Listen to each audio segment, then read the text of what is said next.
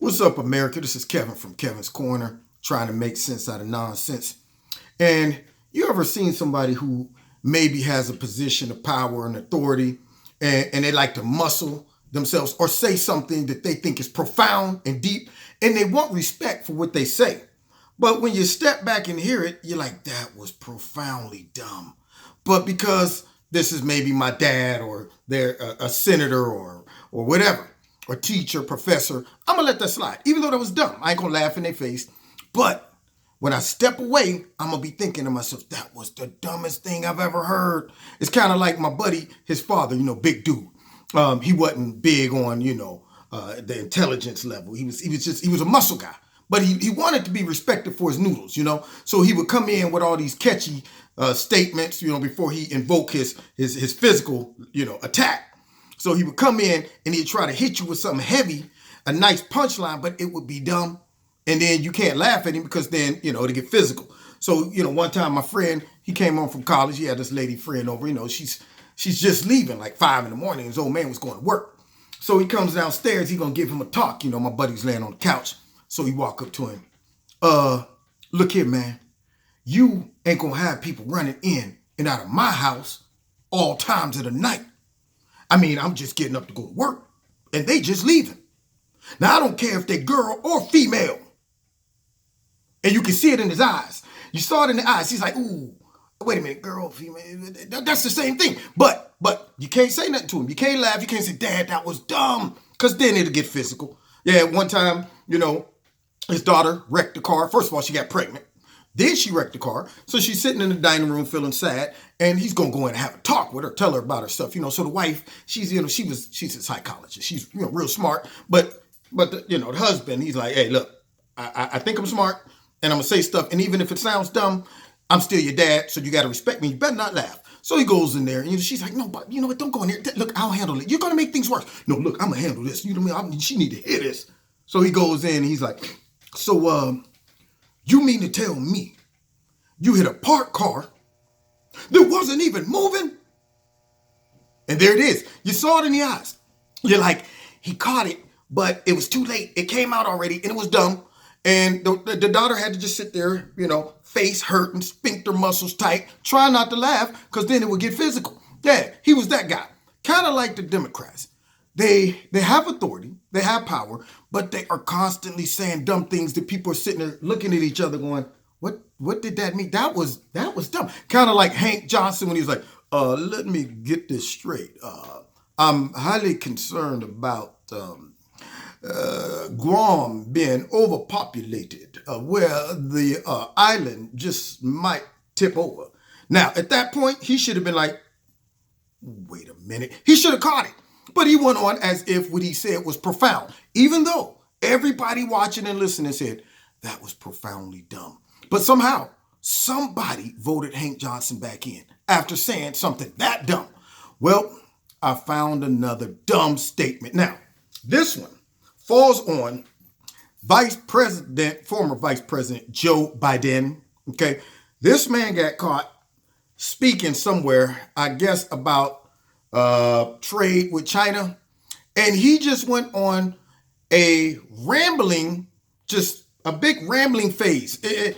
Series of words just thrown together. It is almost like he just took a whole bunch of words and just threw them down on the table and said, however they land, that's what I'm going to say. Listen to this. Now, you tell me, after hearing this man string together his thoughts with these words, do you think he's going to be able to get up there and have a debate? I think Joe Biden is 1 or 2 steps away from sitting down somewhere and saying, sit down, Papa Joe. Let's get your medicine in you now. Listen to what this man says. None of this makes sense. Okay, let's hear it. Hear what Joe got to say. Vice President Biden, do you have a comment on the Chinese tariffs? I'll answer this question. The answer is yes, I do.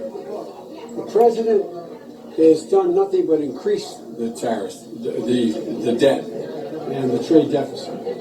Okay, so right there, president's done nothing but increase the tariffs, the debt deficit.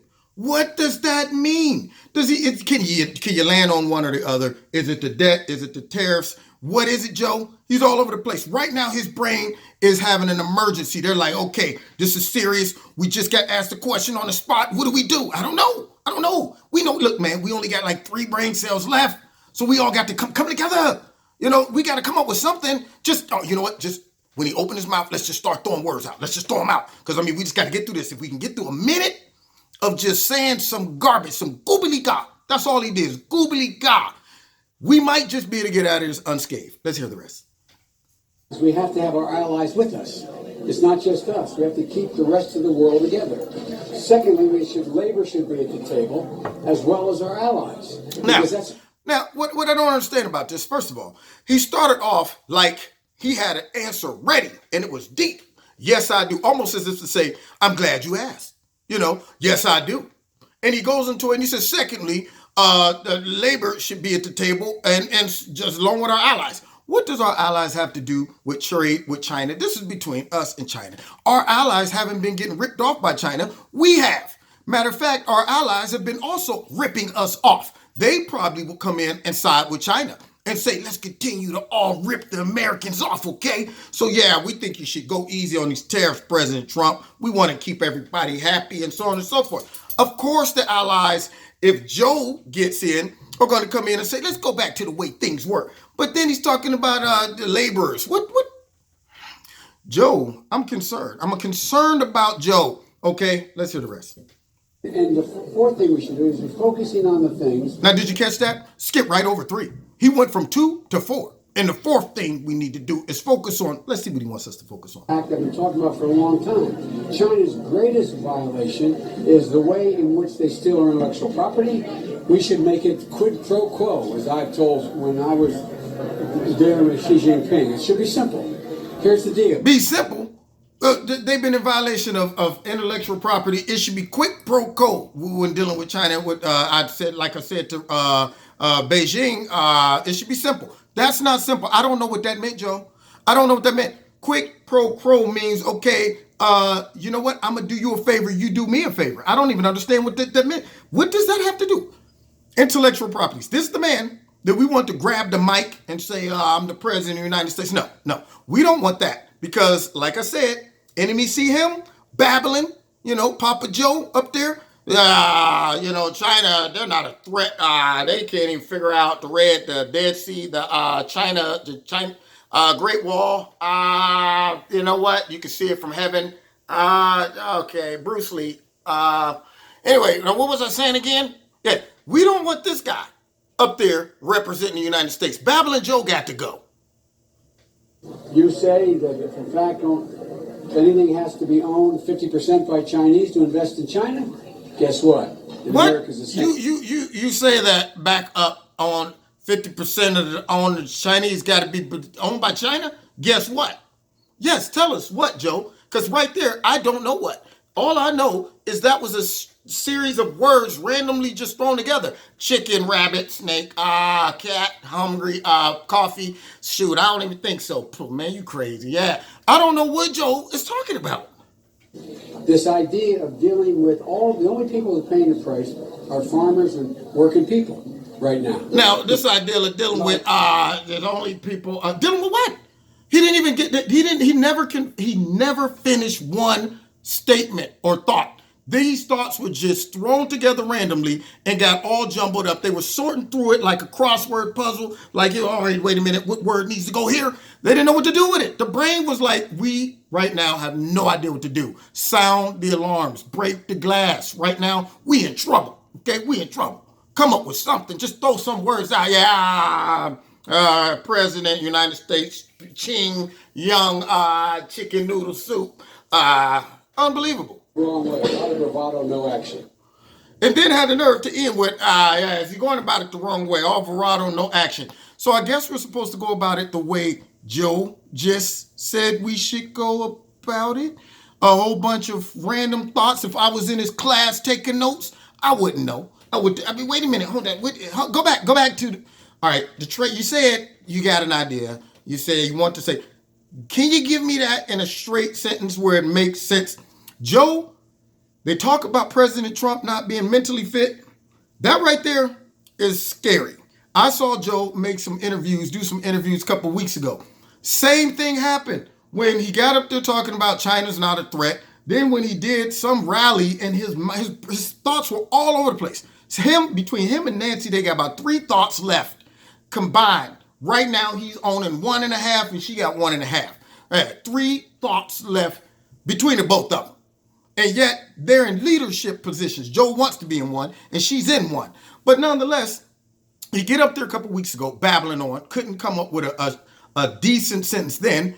Then he goes off about China not being a threat, and then rambles off about the Red Sea, the Dead Sea. They can't decide whether the Great Wall of China is not, they have bigger problems than us. They're not even a threat. And I'm thinking, Joe, did you have a flashback? Sometime when you get old and the brain start going, you go back to the old days. So right now in Joe's mind, it might be 1975. I'm not sure.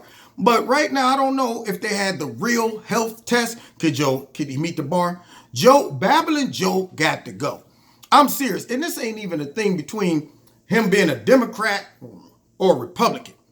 That right there, what I just heard, was concerning. That should be concerning for anybody. Now, the liberal media.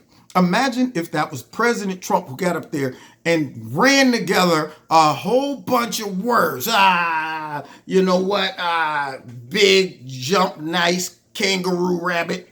And you know what? The way I see it, my show that used to be on, who wants to win a prize, Richard Nixon. Just throw a whole bunch of words together. Do you know they would have every bootleg psychologist on TV? Obviously, this whole statement of President Trump shows he's mentally unfit. He's suffering from the early stages of dementia, possibly Alzheimer's. And, right now we have to invoke the 25th.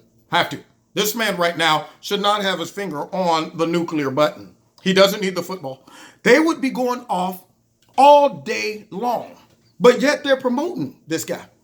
All they're doing is setting Papa Joe up for embarrassment. He's not going to win. Soon as somebody start asking him some questions and he goes off on that tangent where he's just reaching up into the cloud, pulling off words, they're going to be like, I'm concerned, go to commercial, because Joe is losing it.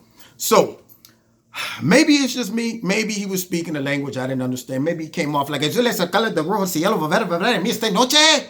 he just hit me with something and I'm going, well, it sounded kind of like English, but I couldn't quite make it out. Maybe it was another language. I don't know. But whatever that was, I didn't understand it. It sounded like Moon Man to me. And I don't speak Moon Man, okay? I speak American, okay? This is America, greatest country on the planet. We speak American, okay? So Babbling Joe got to go. Now, you've been listening to Kevin and Kevin's Corner. Check me out every Wednesday night, 7:30 live in Kevin's Corner. Yeah, I'm going to be on tomorrow. We're going to be talking about Babbling Joe and some other things. But I'm going to be on tomorrow, 7:30 on YouTube live. And also on my radio blog talk show. Don't forget to hit like, share, subscribe, and the notification button. You might have to hit the like button about 3 or 4 times because they're playing games. They're playing games with me. Yeah. So hit that. And don't forget to check out Extreme Tees. If you like something, put my name in the promo code. You'll get a 20% discount. If you want to donate to Kevin and Kevin's Corner, there's a link in the bottom of this video to do that as well. And find me on Facebook and the Twitter. Okay? Yeah. So we're going to have to go ahead and have a litmus test for Joe, man. He sound like that dude that used to be on In Living Color, where he didn't make no sense, just use a lot of big words, where he's like, the ambiguities I feel never justifies the prestations of the polarities. Let me digress myself a little further. And when they went to take him away out of court, he said, undush me. I can reciprocate myself from the premises. That's what Joe sounded like. Now, you've been listening to Kevin and Kevin's Corner. See you next time. God bless.